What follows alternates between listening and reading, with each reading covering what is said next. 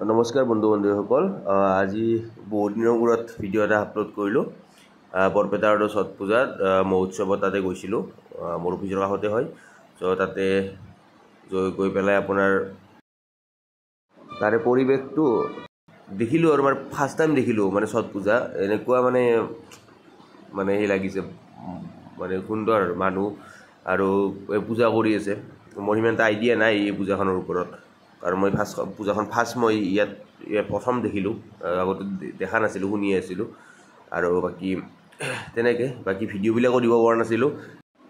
পৰা নাছিলোঁ মানে মনটোৱে ভাল লগা নাছিল জুবিন দা নোহোৱা হৈ গ'ল আমাৰ মাজৰ পৰা চ' সেই এটা আপোনাৰ সকলোতকৈ এটা দুখ লগা বিষয় আৰু যি কি নহওক চ' আজি মই ভাবিলোঁ ছট পূজাৰ পৰিৱেশটো দেখুৱাওঁ এনেকুৱাকৈ লগত বন্ধু এজন আহিল একেলগে পাণ চান খাই পূৰা হৈ গৈছে বাকী যি কি নহওক তেনেকৈ আহিলোঁ আপোনাৰ বৰপেটাৰ আপোনাৰ এইখন তাতে এইটো নদী এটা হয় কি নদী নাজানো বাৰু নদী এটা হয় নদীটোৰ ওপৰত গোটেইখিনি তাতে আৰু মানে গোটেই আপোনাৰ SDRF বাহিনী গোটেইখিনি মানে সেই ছেফটিৰ কাৰণে গোটেইবিলাক মানে ৰেডি আছে আৰু মানে ভাল লাগিছে পূজাখন প্ৰথমবাৰ দেখিছোঁ তেনেকৈ আহিলোঁ এতিয়া আৰু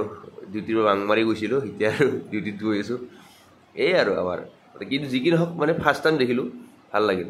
চ' আজি মিনি ব্লগ এইটোৱেই আছিল নেক্সট ভিডিঅ'ত লগ পাম আজিলৈ টাটা বাই বাই